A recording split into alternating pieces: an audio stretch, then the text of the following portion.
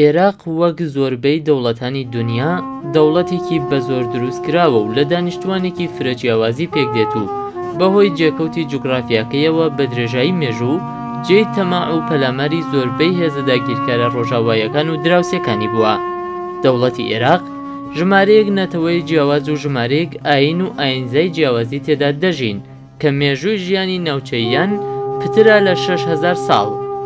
لە ڕوانگەیەکی مێژووی دوور و درێژی پڕووداوی تێر بە ئاڵۆزی خوێناویەوە کە ئەم ناوچەی پێدا ڕۆیشتووە، ئەم دەوڵەتە لە بنەڕەتدا دەوڵەتێکی ناتەواو و بە زۆر دروستکراوە. دروستکردنەکەش بە شێوەیەکی نائاساییە و هەرگیز لە ئەنجامی ڕێکەوتنی دانیشتوانەکەی بەرهەم نەهاتووە و پێکهاتنی دانیشتوانەکەی بەرگەی ڕێکەوتن ناگرێت. مێژووی ئەم بنەڕەتە خوێناویە بۆ 4,000 ساڵ زیاتر لە پێشداین دەگەڕێتەوە، کاتێک شارستانیەتیەکانی ئەم ناوچەیە هەر لە سەردەمی ئەفسانەکانی خواپەرستیەوە بەرامبەر یەکتر ئەنجامیان داوە. ژیانی شارستانیەتیەکان لە عێراقدا پڕ بووە لە ململانێ و کوشتار، لە کودتا و وەرچەرخانە سیاسی و سەربازیەکان، پڕ بووە لە ڕەشەکوژی سیاسی و پاکتاوکردنی یەکتری. تەنانەت مێژووی نوێ و لە دەوڵەتی عێراقی دوای جەنگی دووهەمی جیهانیشدا نەتوانراوە دەرباز بکرێت لە سیستمی حکمی تاقم و جەماعەتە جۆربەجۆرەکانی وەک بەعس کە بەتەنیا لە ڕێگەی سەرکوتکردنەوە هەوڵی چارەسەری کێشە و ناکۆکیەکانیان داوە. باشترین نمونەش لەم ناوچەیەدا حکمی ئەو سەرباز و سەرکردانەیە کە پاش 1920 هاتوونەتە سەر حکم کە سەرجەمیان سەرنجامی کودتای سەربازی هاتوونەتە سەر حکم و دواتریش هەستاون بە چەوساندنەوە و پاکتاوکردنی ڕەگەزی و ئاینی سەرجەم پێکاتەکانی تری ئەم دەوڵەتە. ئەگەر بگەڕێنەوە بۆ ئەو 4,000 ساڵەی پێشداین دەبینین هەردوو ڕووباری دیجلە و فرات و پێکاتە سروشتیەکانی عێراق ئەو قەوم و تیرانە دەستنیشان دەکات کە لە بنەڕەتدا لەکوێوە هاتوون. ئەو بنەڕەتانەی کە خەڵکی ناوچەکانی دەوری فرات و دیجلەی لێ کۆبوونەتەوە لە نیوە دوورگەی عەرەب و لە ڕۆژهەڵاتی باشووری عێراق و لە باکوور و ڕۆژاوای عێراقەوە هاتوون. هەر لەسەر ئەم بنەمایەش جیاوازیەکان جیاوازیەکی دێرین و مێژووین و ناتوانرێت خۆی لێ دەرباز بکەین بە ڕێگایەکی مرۆڤ دۆستانە و ئاشتی خوازانە نەبێت. سەرجەمی بیرروبۆچوونی ناوچەیی لە عێراق لە دەرەنجامی داگیرکاری هاتووەتەکایەوە و لە ئێستاشدا کاریگەریەکی زۆری حکمی درێژمەودای ڕژیمی دیکتاتوری بەعسی پێوە دیارە کە ئەگەر ئەزمموی ڕۆمانیای پاش چاوچیسکۆ بە نمونە وەربگرین بۆ 50 ساڵێکی تریژ ئەو کاریگەریانە ناڕەوێنەوە.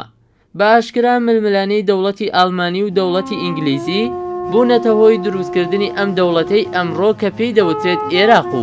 پاش جەنگی دووهەمی جیهانی وردە وردە بنەماکانی بەرەو جێگیربوون چوون لەسەر دەستی داگیرکەری ئینگلیسیدا. بەواتایەکی تر دەوڵەتی عێراقی بە زۆر دروستکرا و مێژووی دروستکردنەکەی لە 100 ساڵ کەمترە. ئەگەر کار لە عێراقدا بکەین دەبێت لەسەر دوو ڕووداوی مێژووی بوەستین. یەکەمیان بەر لە دروستبوونی عێراقی نوێ واتە بەر لە 1920 زاینی و دووهەمیشیان لە پاش دروستبوونی دەوڵەتی عێراقی نوێ کە سەرەتاکەی بۆ سەرەتای 20ەکانی سەدەی ڕابردوو دەگەڕێتەوە.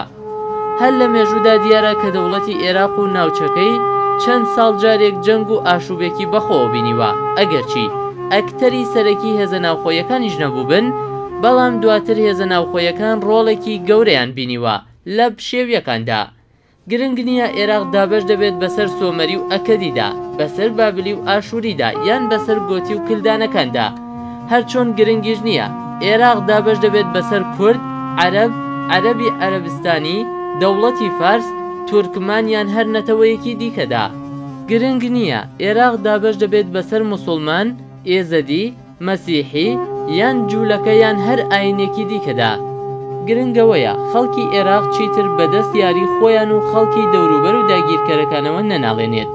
خەڵکی عێراق گرفتێکی گەورەی هەیە لە نەناسی ڕەوشی پێداویستە مێژوویەکانی خۆیدا.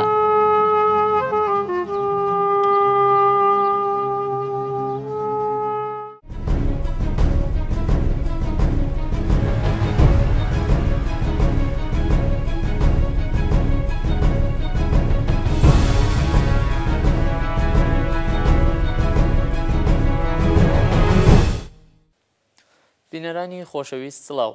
هیوادارم کاتوساتێکی خۆش تێپەڕ بکەن. وێڕێ هاوکارانم دیسانەوە هاتوومەتەوە خزمەتتان بۆ پێشکەشکردنی ئەڵلقەیەکی دیکە لە زەنجیرە ئەڵلقەکانی مێژووی کورد. هیوادارم تا کۆتایی بەرنامەکە لەگەڵمان بن. لە ئەڵقەی پێشووتردا لەگەڵ مامۆستا ئاکۆشوانی پسپۆر لە بواری مێژووی هاوچەرخی کوردستانی باشوور بەشی مێژووی هاوچەرخی کوردستانی باشوورمان کردەوە و وەکو باسی یەکەم لەسەر مێژووی ئەم بەشەی کوردستان لەسەر چۆنیەتی هەڵگرسان و دامرکاندنەوەی شۆڕشەکەی شێخ مەلک مەحموود و هەروەها چۆنیەتی پێکێنانی حکوومەتەکەی و بارودۆخی خەڵکانی ژێر دەسەڵاتی ئەو حکوومەتە و دواترەکان هۆکارەکانی ڕووخانی ئەو حکوومەتە قسە و باسمان کرد. بەڕێزان، لەم ئەڵقەیەشدا وێڕای دکتۆر ئاکۆشوانی هەر لە درێژەی ئەم باسەدا قسە دەکەین و هەروەها دەپەرژینە سەر چۆنیەتی و هۆکارەکانی هەڵگرسانی شۆڕشی ساڵی 1920 زاینی لە عێراق و هەروەها ڕۆڵ و کاریگەری نەتەوەی کورد لەسەر ئەم شۆڕشە و هەروەها چۆنیەتی تێڕوانینی سەرکردەکانی ئەم شۆڕشە بۆ پرسی کورد و کاریگەری ئەم شۆڕشە لەسەر کوردستان. هەوڵەدەین لەم بەشەدا تا ئەو شوێنەی کات مەودامان پێ بدات لەسەر ئەم بابەتانە قسە بکەین.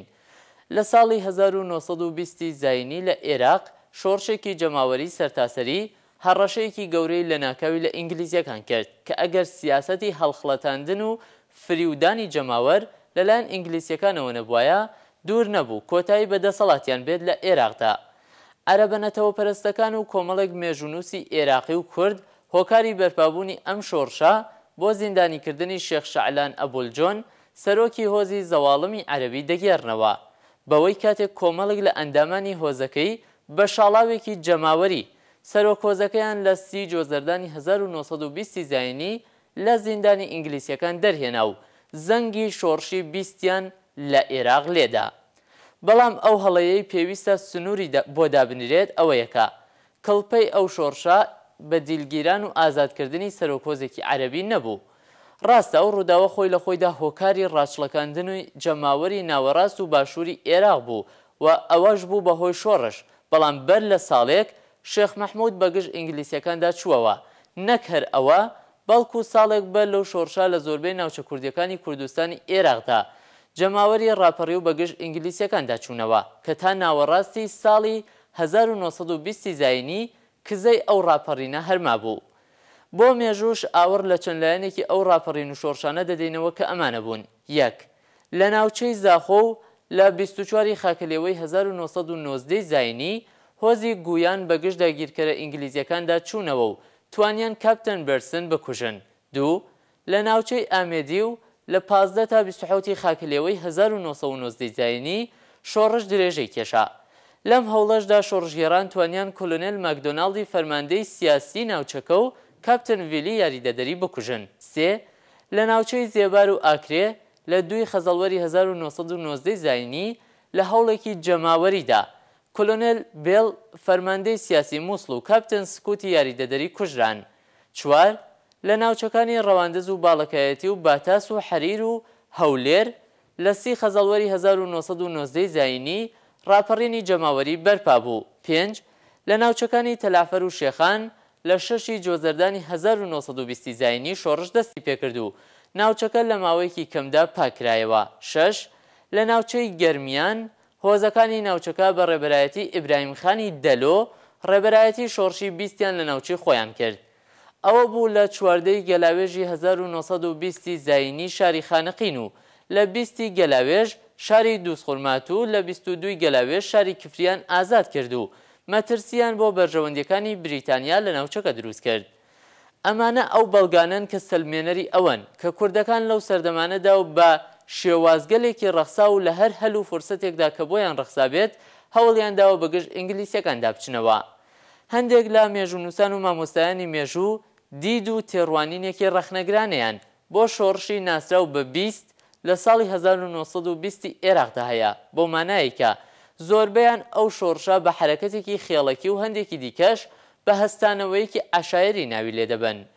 بەڵام سەرەڕای هەموو ئەم تێڕوانینە جیاوازانە شۆڕشی 20 خاڵێکی وەرچەرخان لە مێژووی ئەم بەشە لە گۆی زەوی پێکێنا و لە ڕاستیدا ئەم گۆڕانکاریەش بەبێ کاریگەری بۆ کوردستانی باشوور نەبوو. ئێستاش بۆ هەرچی زیاتر تەوتێکردنی ئەم باسە و شرۆڤەیەکی زانستیانە و بابەتیانەتری ئەم پرسە دەچمەوە لای مامۆستا ئاکۆشوانی و دواتر لە کۆتایی بەرنامە دێمە وڵاتان.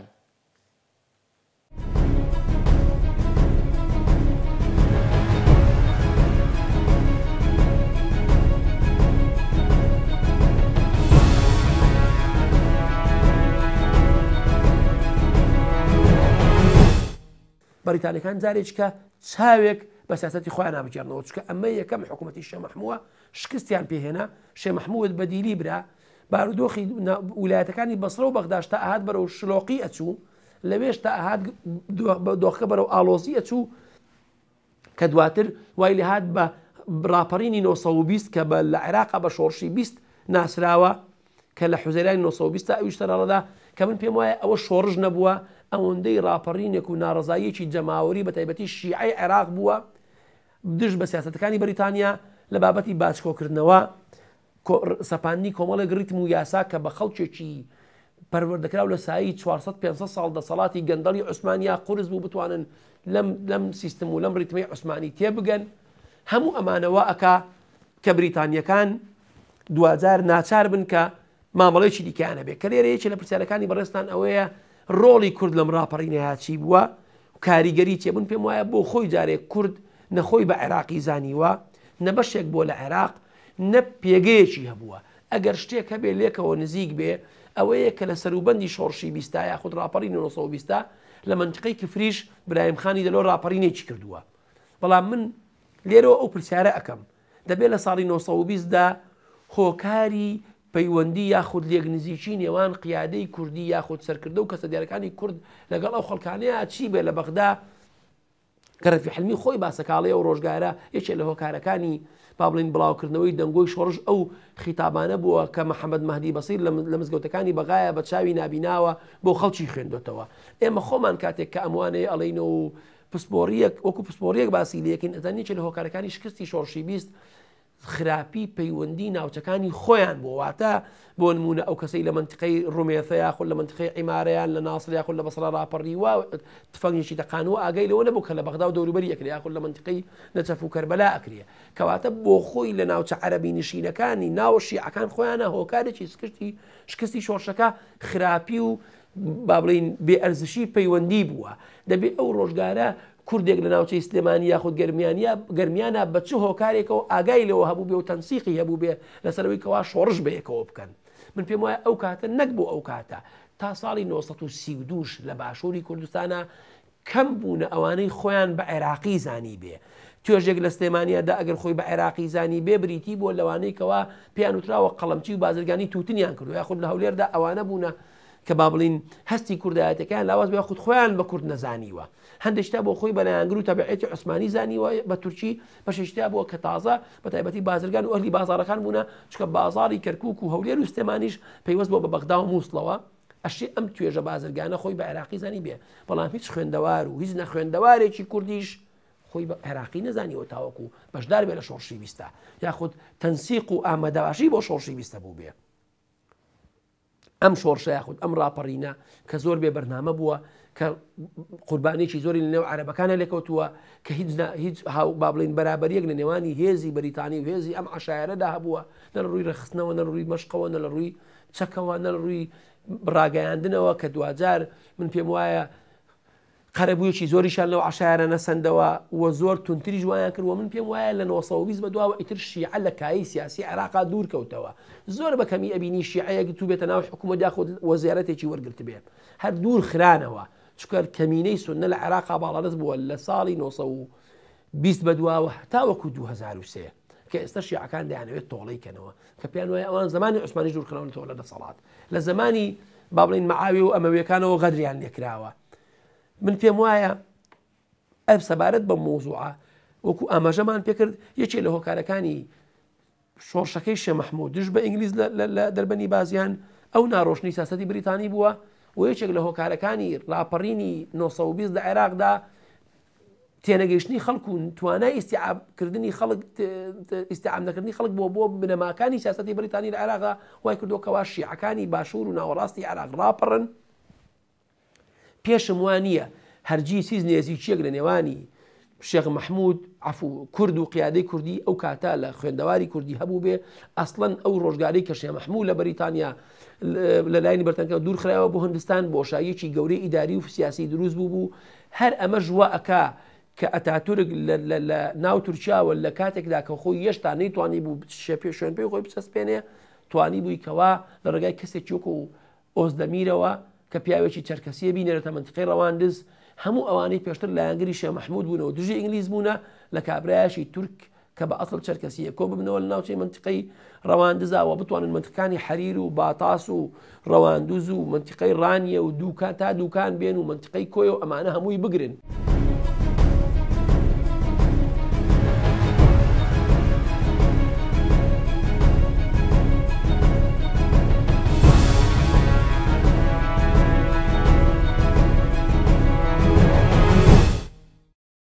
لە یەکی بەفرانباری 1970 لە کۆبوونەوەیەکدا لە سلێمانی لەگەڵ کۆلۆنێل ئارنۆڵد ویلسن مەندووبی سڤیلی میزۆپۆتامیا بە وەکالەت سەرکردە کوردەکان داوای پاڵپشتی بریتانیایان کرد بۆ دامەزراندنی کوردستانێکی یەکگرت و سربەخۆ لە سایەی پاراستنی بریتانیادا. لە نێوان ساڵانی 1990 و 1922 شێخ مەحموود بەرزەنجی کە سەرکردەیەکی کوردی کاریگەر بووە لە سلێمانی حکوومەتێکی کوردی پێکێنا و دوو شۆڕشی دژی حکمی بریتانیا کرد. 2 ساڵی پێچوو تا دەسەڵاتی بریتانی توانی ڕاپەڕینەکانی سەرکوت بکات. یەکەم شۆڕشی لە 22 مای 1990 دەستی پێکرد و کە تیایدا ئەو کارمەندە بریتانیایانەی لە سلێمانی کاریان دەکرد دەستگیر کران و شۆڕشەکە بە خێرایی بە مووسڵ و هەولێردا بڵاو بوویەوە. بریتانیا بۆ سەرکوتکردنی ڕاپەڕینەکە بۆمبارانی هەوایی، تۆپباران، شەڕی زەمینی و یەک جاریش گازی کیمیایی بەکارهێنا. بریتانیایەکان شێخ مەحموودیان دوور خستەوە بۆ هیندوستان. لە 1920 62 سەرکردەی خێڵەکی ناوچەکە داوای سربەخۆی کوردستانیان کرد لە ژێر سایی ئینتدابی بریتانیادا. ڕەتکردنەوەی بریتانیایەکان بۆ حکمی سربەخۆی کوردەکان لەوەوە سەرچاوی گرت کە سەرکەوتنی حکمی سربەخۆی کوردەکان لە ناوچەکە وا ئەکات عەرەبەکانی تر لە هەردوو ناوچەی بەغدا و بەسرا داوای سربەخۆیی بکەن و بەمەش کۆنتڕۆڵی ڕاستەوخۆی بریتانیایەکان بەسەر میزۆپۆتامیادا لەناو دەچێت. لە ساڵی 1922 بریتانیا شێخ مەحموودیان گێڕایەوە سەر دەسەڵات بەو هیوایەی شێخ مەحموود کوردەکان ڕێک بخاتەوە و دژایەتی تورکەکان بکات کە داوای مووسڵ و کەرکووکیان دەکرد. شێخ مەحموود مەملەکەتی کوردستانی ڕاگەیاند و خۆی وەک مەلکی کوردستان ناساند. دواتر ڕەزامەندی دەربڕی بە ئۆتۆنۆمیەکی سنووردار لە چوارچێوەی دەوڵەتی عێراقی تازە پێکێنراودا. لە ساڵی 1930 شێخ مەحموود سێیەم ڕاپەڕینی دەست پێکرد کە بە هێزە زەمینی و ئاسمانیەکانی بریتانیا سەرکوت کرا.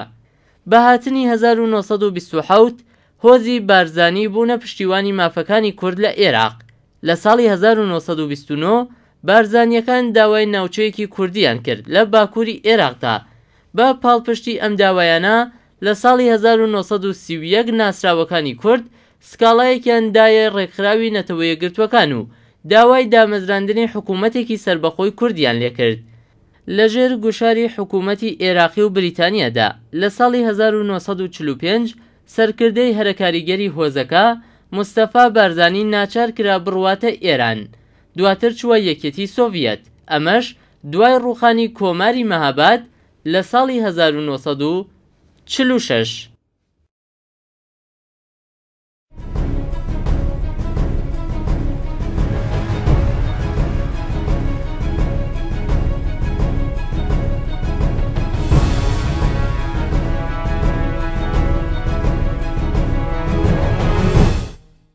کەواتە بەریتانیا ئەو شتەی بۆ دەرکەوت کە لە ئاکامی دوورخستنەوەی شێخ مەحمووە فراغێکی وای دروست کردووە کە ئەمڕۆ تورکەکان توانیویانە لەسەر ئەساسی بیری مەسەلەی ئیسلامەتی و مسلمانەتی و ئەوەی کەوا ئەمە خلافەتی عوسمانی لە وڵاتەیە هەبووە بیقۆزنەوە و بتوانن کەسێک بنێرن بە چەند کەسێک و ئەتوانم بڵێم بڕوا ناکەم ئەو هێزەی لەگەڵ عەلی شەفیق ئۆزدەمیرا بووە گەشت بێتنە 50 کەس وەکو ڕەفیع حلمی باسیەکە بە مەترالیۆزیەک و چەند چەکێکی زۆر دواکەوتووە هاتنە منتقەی ڕەواندز پێشنێژی بۆ خەڵک کردووە خەڵکی لە خۆی کۆکردەوە توانیوەتی پانتاییەکی باشی ئەم ناوچەیە کۆنتڕۆڵکە ئاگاشمان لێبێ لە منتقەی بادینانە دژایەتیی گەورەی بریتانیەکانە کرا لە منتقەی گەرمیانە بەتایبەتی برایم خانی دەلۆ و دەلۆکان زۆر بەتوندی بەرامبەر بە ئینگلیز وەستا بوون لە منتقەی ڕەوانزا کەریمبەجی فەتاحبەگ و هەمەوەندەکان دژی بریتانیا وەستا بوون هەموو ئەمانە وای لە بریتانیا کرد کەوا بیر لە سیاسەتی خۆی بکاتەوە بیر لەوە بکاتەوە جارێکی دیکە چۆن ئەتوانێ قەرەبووی ئەم شکستە بکاتەوە چۆن نتوانێت ئەو بۆشاییە پڕکاتەوە کە بۆی پڕ نەکرایەوە وەکو ئاماژەمان پێکرد چەند کەسایەتێکی هێنا هەموو ئەمانەی هێنایە ناو خەڵک ئەو سەیری کرد ئەمانە لە خەڵکەوە زۆر دوورن بۆیە دوجار هەرچەندە ئەوان لە کۆنگرەی قاهیرەیە لە مانجی 1920 بڕیاریان لەوەدا کە عێراق بێ بە شانشینێک وە لە نێو کۆمەڵێک کاندیدا دوجار بڕیارێندا فەیسەڵی کوڕی شەریف حوسێن بێنن لە عێراق بیکەن بە پاشای عێراق وێڕای ناڕزایەتی شیعی عێراق و تەنانەت سوننەی عێراقیش ئەوان بڕیاری ئەوەیاندا کە ئەم کابرا عەرەبەی منتیقەی نەجد و حیجاز کە لە بنەماڵەی شەریفی حوسێنە و لە بنەماڵەیەکی دیاری بە نەجد و حیجازە بیهێنن بۆ عێراق بەڵام ئەو کاتە بڕیاری ئەویان نەدا بوو ویلایەتی مووسڵ هێشتا بخرێتەوە سەر عێراق و قسەیەکی وای لێ نەکرابوو بۆیە لەو کاتەیە ئەوان بۆ ئەوی کەوا ئەم تەنگەژە و ئەم ئاستەنگە تێبپەڕێنن بڕیاری ئەوەیاندا کە جارێکی دیکە شێ مەحموود بگەڕێننەوە ئەو بوو لە حوزەیرانی 1922 شێ مەحموود بەرەو کوێت هێنرایەوە بە هەڵەیانە چوبێتم ماوەیەک لە کوێت مایەوە هێنرایە بەغدا لە بەغداوە هێنرایەوە سلێمانی شێ مەحموود لە کۆتایی ئەیلولی 1922 گەیشتەوە سلێمانی و بۆ جارێکی دیکە حکومەتێکی دیکەی پێکێنا ئەم جارش بەرتانە لەوە تێگەیشت بوو کەوا مێجەر نۆئێل نزیکی لە شێ مەحموودەوە کاریگەریەکی پۆزەتیفی ئەبێ بۆیە لەم جارەشە مێجەر نۆئێل ئەهێنەوە بۆ سلێمانی لە سەرەتاوە بۆ لای شێخ مەحموود هەرچەندە ئەوان دڵنیان لەوەی کەوا مێجەر نۆئێل بۆ خۆی پێی خۆش نەبۆ شێ مەحموود هات بێتەنانە لێکی لە بروسەکانی ئەڵێ من بە ئێوەم نەوت ئێوە سوود لەم پیاوە وەرناگرن هێنانەوەی ئەم پیاوە هیچ سوودێکی نابێ و ئەم پیاوە لەگەڵ سیاسەتی بریتانیا ناگونجێ بەڵام ئەوان ئەو کاتە بۆ دەرباسکردنی ناوچە کوردیەکانی باشووری کوردستان لە تەنگەژەکان و پڕکردنەوەی ئەو بۆشاییە سیاسیە و دوورخستنەوەی دەستی ئەتاتورک و پیاوەکانی و تورکخواکان لەم ناوچەیە دوجار بڕیاری هێنانەوەی شێ مەحموودیاندا ئەگەر نا بەریتانیا بڕای بە شێ مەحموود نەمابوو بەڵام هێشتا کارتی کوردی ئەتوانم بڵێم گرنگجێکی مابوو و ئەشیانزانی ئەم خەڵکە کووردە تا ئێستا زیاتر شێ مەحموود کاریگەری بەسەریانەوە هەیە شێ مەحموود نایەوە سلێمانی و شێ مەحموود لێرەدا حکومدارێتی دووەمی دروست دەکاتەوە کە پاش ماوەیەکی کەم ئەمجارە خۆی بە مەریچ کوردستانیش ڕاگەیەنێ کە ئەمە جارێکی کە دیسان مای نیگەرانی نێوانی بەریتانیا و شێ مەحموودە ئینگلیز و شێ مەحمووە کە بەمە ناوەستی ئەمجاریان کە ئەزانن پەیوەندەکانیان لەگەڵ شێ مەحموود بە خەریکە بەرەو بنبەست دەچێ لەو کاتەیە دەیانەوێت سوود لە سمکۆیەک ببینن سمکۆشکا کە ئەو کاتە لە ناوچەکانی کوردستانی باکوورەوە بە ڕاونراوی و بە شکست پێهێنراوی بەرەو منتیقەی هەولێر هاتبوو لە منتیقەی بە حرکە بینیان و چاویان پێکەوت و داوایان لەکرد بەرەو سلێمانی بچێ بەڵکو ئەمە بتوانن پێکەوە لەگەڵ شێ مەحموود هەم شێ مەحموود پاشگەز بکاتەوە لەوەی کەوا پشتگیری تورک بکات چکە شێ مەحموود لە سەردەمی حکومدارەتی دووەمیە بەداخەوە کەوتە خۆنزیکردنەوە لە تورکخواکان و لەوانەی کەوا پیاوی تورک بوون لە وڵاتەیە وەکوش ئەشی بینین لەسەر چاوەکانە وەفدیان دێ بۆ سلێمانی شێ مەحموود ئەبینن چاویان بە شێ مەحموود ئەکەوێ بەیەکەوە پلانی ئەوە دانێن کە لە ئینگلیز بدەن لەو کاتەشتا ئینگلیز بەنیازی ئەوە بۆ کەوا سوود لە سمکۆ وەربگرێ و سمکۆ بنێتە سلێمانی و ئەو شێ مەحموود پشتیمان کاتەوە بەیەکەوە ئۆزدەمیر لە منتیقەکە دەربکەن کە شێ مەحموود لە سەرەتاوە زانیوێتی ئەوان ئەیهێنەوە بۆ سلێمانی بۆ دەرپەڕاندنی ئۆزدەمیر هەر لە ڕێگاڵێ ئەوان ئەگەر پێیان وایە من ڕاجایەکی هندیم و من پۆلیسێکی ئەوانم ئەوەم پێکەن من قەت ئەوە ناکەم ئەمەی نەشاردێتەوە کە ئەو زانیوێتی ئینگلیز بە تەمایە بیهێنێتەوە بۆ دژایەتیکردنی ئۆزدەمیر و چەکدارەکانی کە لە ناوچەی ڕەواندز و منتیقەی سۆرانە خەریکن پەلە هاون و بە حەقیقەت ڕانیە و کۆیە و منتیقەی گەشتنەتە نزیکی دوکان و ئەو ناوچانەیان زۆربەی کۆنتترۆل کردووە حەریر و ئەم ناوچانیان کردووە لە هەندێک کاتە لە ئەگەر لە یادداشتەکانی کاپتن های و ئەوانەیە سەیریکەین ئەبینین بەرەو زۆر منتیقە چوونەکە لەوانەیە ئەو کاتە ئینگلیز هەرگیز ئەوەی نەویست بێ و لەوە ترساوە کە بەرەو پەلەماری هەولێر بدەن نزیک بنەوە لە جێگاکانی دیکە بۆیە ئەوان پێیان وا بۆ ئەشێ سوود لە شێ مەحموود وەربگیرێ شێ مەحموود بێننەوە سلێمانی و بە هاوکاری سمکۆیەک کەو کاتە سمکۆ هیچ دەروێکی دیکەی نەبووە دوای ئەوەی کەەوە خەسرەوی کوڕی بەدی لە ژیرێ خێزانەکەی کوژرێ پارێکی زۆری لێ ئەسەرن لە سنووری تورکیا بەرەو ئەم ناوچەی ئەنێرنەوە.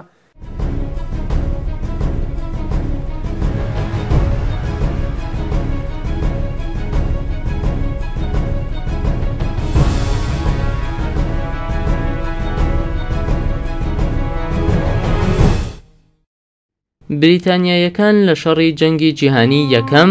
وردە ئێرەقیان خستە ژێر دەسەڵاتی خۆیان. لە کۆنفرانسی ئاشتی لە پاریس لە ساڵی 1990 عێراق بوو بە ژێردەستەی بریتانیا. قەرارەکەش جێبەجێکرا لە ساڵی 1920دا. بریتانیایەکان قەراریاندا کە عێراق بکەن بە مەلکیەت وە مەلک فەیسەڵیان دانا. مەلک فەیسەڵێک کە هاوپەیمان بووە لەگەڵ بریتانیایەکان دژی تورکەکان. ناوچەی مووسڵ بوو بە پرسیارێکی ئاڵۆز لە نێوان عێراق و تورکیادا، بەڵام نەتەوە یەکگرتوەکان کردیان بە خاکی عێراق لە ساڵی 1925دا. لە جیاتیەوە بریتانیا داوای لە عێراق کرد لە قەرارێک کە لە ساڵی 1923دا ئیمزاکرا بوو کە بۆ ماوەی 4 ساڵ بریتانیا لەوێ بمێنێتەوە، بەڵام دەیانویست زیاد بکرێت بۆ 25 ساڵ و پارێزگاری لە کوردەکان بکەن لە عێراقدا. دەسەڵاتی سیاسی لە عێراق کەوتە دەست کەمایەتی عەرەبی سونی. مەلک فەیسەڵی سونیش بووە حاکمی عێراق. لە ساڵی 1958 سەردەمی مەلیکایەتی ڕووخاو دەوڵەتی عێراق دروست بۆ عەبدولکەریم قاسم هاتە سەر حوکم. قاسم بانگەوازی بیرروڕای ئازادی دەکرد و پەیماننامەی بەغدای لە ساڵی 1959 هەڵوەشاندەوە. قاسم بارزانی بانکێشت کردەوە بۆ خاکی عێراق لە وڵاتی دەربەدەری یەکێتی سۆڤیەتی ئەو کاتەوە. قاسم لە سەرەتادا هاریکاری دەکرا لەلایەن عەرەبەکان و کۆمۆنیستەکان و هەروەها سەرۆکۆزەکانی کورد وەک بارزانی لە حکومڕانی خۆیدا، بەڵام ئەو هاریکاریە زۆر تەمەنی کورد بوو. گرژی لە نێوان قاسم و بارزانیدا دروست بوو لەسەر بەڕێوەبردننی ئۆتۆنۆمی کوردستان. هەروەها لەگەڵ کۆمۆنیستەکان بارودۆخی ئاڵۆز بوو. تاوای لێهات قاسم لە کودەتایەکی سەربازی لە ساڵی 1963دا کوژرا. حکوومەتێکی تازە بە سەرکردەی عەبدولسەلام عارف هاتە سەر حکم. عارف لە کارەساتێکی کۆپتەردا لە ساڵی 1966 کوژرا. ژەنەراڵ عارف کە برای عەبدولسەلام بوو هاتە جێگای ئەو. لە ساڵی 1968 عەبدوڕەحمان لە کودەتایەکدا لەسەر حکم وەلانرا.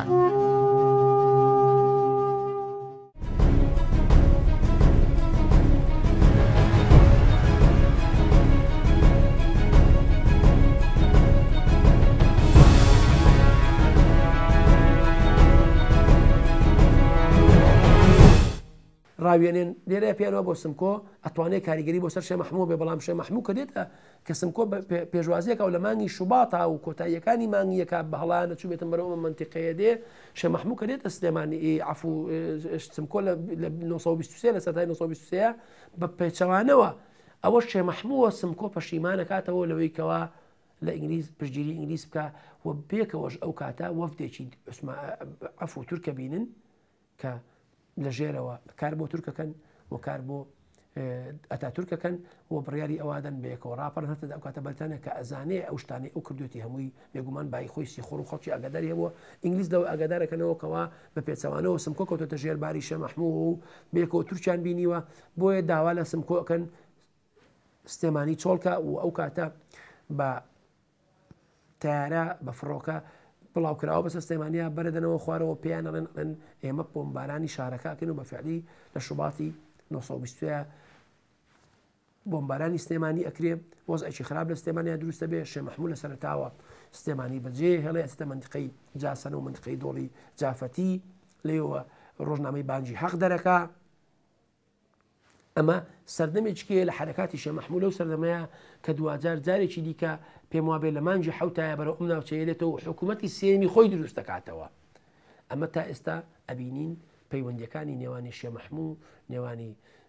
بەریتانیەکان تا هاتووە بەرەو تەنگەژە و بەرەو ئاستەنگ چووە. ئەم جارێکە شێ مەحموو دێتەوە زۆرێک لەو نوخبە سیاسیە کوردی کە لە سلێمانیا بوو لە ئینگلیزەوە نێزیک بووە، ئەم جارە سلێمانی بەجێ هەڵنوو لەگەڵ ئینگلیزا بەرەو کەرکووک کەچن کەواتە بۆ جاری سێم شێ مەحموو حکوومەت دروست دەکاتەوە، دێتەوە سلێمانی دامودەستگا دروستکاتەوە، بەڵام دامودەستگایە کە بەریتانیا پێی رازی نییە و دامودەستگایە کە بەریتانیا دژایەتی ئەکا و ئەم جارەوە بەرەبەرە ئێمە ئاگامان لەوە بێ کە لە 21ەوە عێراق مەریکی بۆ دانراوە ئەیانەوەی بیکەن بە سوپای خەوڵاتێکی خاوەن سوپا کە لە 1920ەوە بنەماکانی سوپای عێراقی دروست بووە. ئەمە واکە کە بەریتانیەکان بڕیاری ئەو بن کە پەلەماری سلێمانی بن و بە فعلی لە 24 بۆ 2000 شێ مەحموو لە سلێمانی دوورەخرێتەوە و حکوومەتەکەی کۆتایی پێدەنێتی لەوە بەدەوا شێ مەحموو لە ناوچەکانی پیران و پێنجێن و ئەو ناوچانەیە بە جۆرێک لە پارتیزانی لەگەڵ ژمارەیەک لە چەکدارەکانی هاتوچۆکە و دەچێتە سەر سنوورەکانی ئێران و دەگەڕێتەوە نزیکی سلێمانیە بێتەوە. بەڵام لێرەوە بەریتانیا ئیدی لە 1924ەوە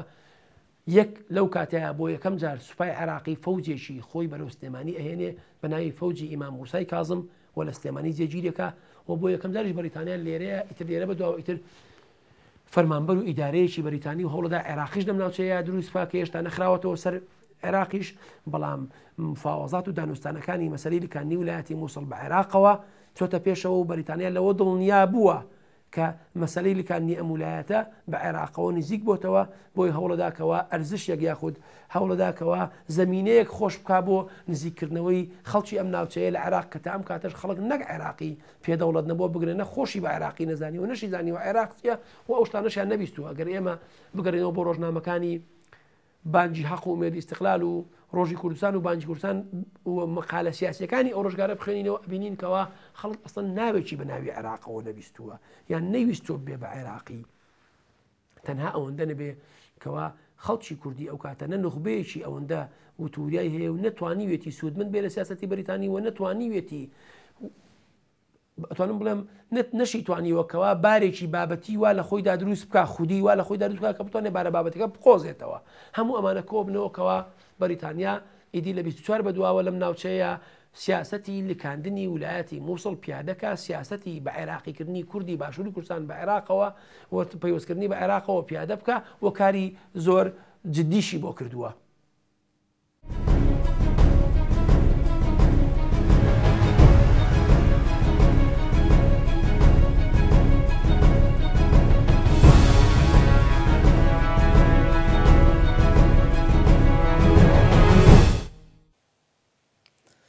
بینەرانی خۆشەویست سپاس بۆ ئێوەی بەڕێز کە تا ئێستا لەگەڵمان بوون و لەگەڵ دەستخۆشی بۆ مامۆستا ئاکۆشوانی بۆ قسە و باسەکانی هیوادارم ئەم ئەڵلقەیەش جێگای ڕەزامەندی ئێوەی بەڕێز بوو بێت تا پێگەشتنەوەیکی دیکە و شەوێکی دیکە